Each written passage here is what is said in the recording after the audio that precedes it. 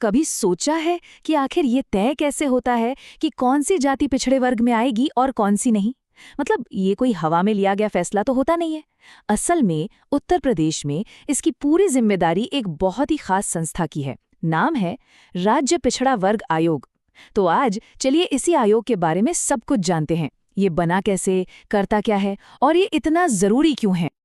अच्छा, तो आज हम क्या क्या देखने वाले हैं? सबसे पहले हम बात करेंगे अदालत के उस एक बड़े फैसले की जिससे इस आयोग की नींव पड़ी। फिर देखेंगे कि उत्तर प्रदेश में इसकी स्थापना कैसे हुई, इसमें कौन कौन लोग होते हैं, यानी इसकी बनावट कैसी है। इसके बाद इसके सबसे ज़रूरी कामों पर नज़र डालेंगे और आखिर में समझेंगे कि भाई इस आयोग का होना इतना महत्वपूर्ण क्यों है।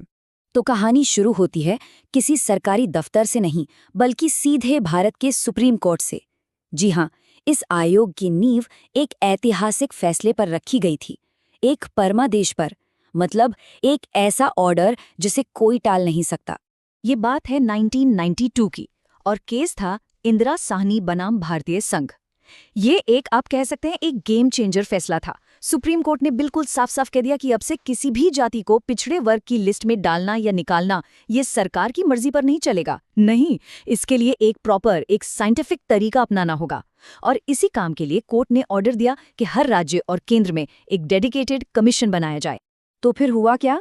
देखिए, 1992 में सुप्रीम कोर्ट का फैसला आया और एक्शन भी देखिए कितनी तेजी से हुआ। ठीक अगले ही साल 9 मार्च 1993 को उत्तर प्रदेश के राज्यपाल ने एक परमानेंट कमीशन बनाने की मंजूरी दे दी।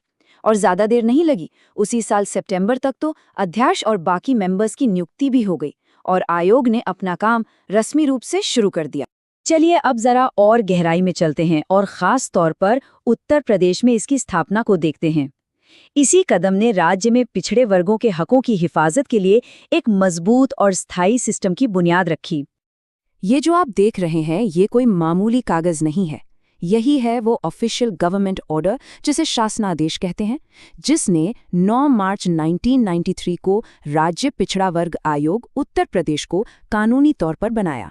ये सिर्फ एक ऐलान नहीं था, बल्कि एक पावरफुल, लीगली बैक्ड संस्था की फॉर्मल शुरुआत थी।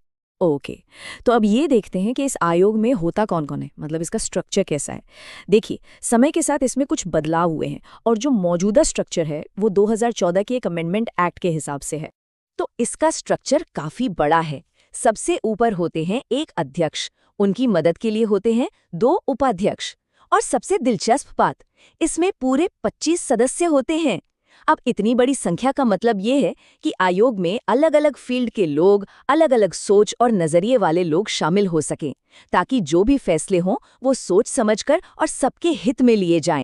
चलिए अब आते हैं सबसे ज़रूरी सवाल पर कि आखिर ये कमीशन करता क्या है।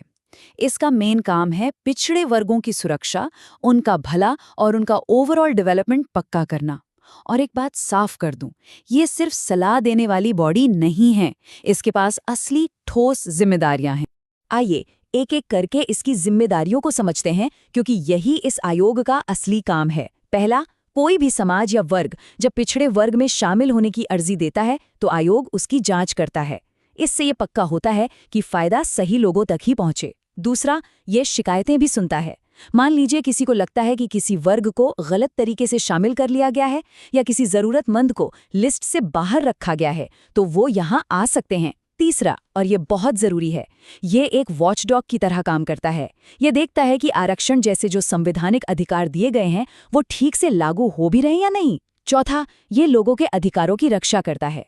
अगर किसी को उसके हक से दूर किया जा रहा है तो आयोग सीधे उस मामले की जांच कर सकता है। पांचवा, ये सिर्फ प्रॉब्लम सॉल्व नहीं करता, बल्कि ये डेवलपमेंट की प्लानिंग में भी हिस्सा लेता है और सरकार को सलाह देता है, ताकि पॉलिसीज जमीनी हकीकत से जुड़ी हों। और आखिर में छठा, ट्रांसपेरेंसी के लिए ये हर साल सरकार को एक रिपोर्ट देता है, जिसमें इसके पूरे काम का लेखा जोखा होता है।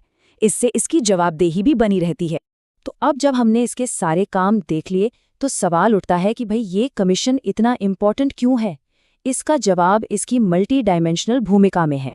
अगर इसे हम शॉर्ट में समझें तो ये कमीशन कई रोल एक साथ निभाता है। ये एक क्वासी जुडिशियल बॉडी है। आसान भाषा में कहें तो इसके पास एक मिनी कोर्ट जैसी पावर होती है।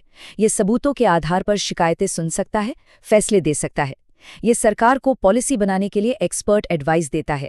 ये एक गार्ड की तरह संवैधानिक अधिकारों पर नजर रखता है और ये भी पक्का करता है कि विकास की योजनाएं सिर्फ फाइलों में न रह जाएं, बल्कि असल में लोगों तक पहुंचे।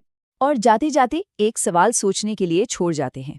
हमने ये तो देख लिया कि आयोग क्या करता है और ये क्यों जरूरी है, लेकिन अगर हम भविष्य की तरफ देखें तो क्या लगता है पिछड़े वर्गों के संपूर्ण विकास के लिए ये आयोग अपने रोल को और ज्यादा मजबूत कैसे बना सकता है?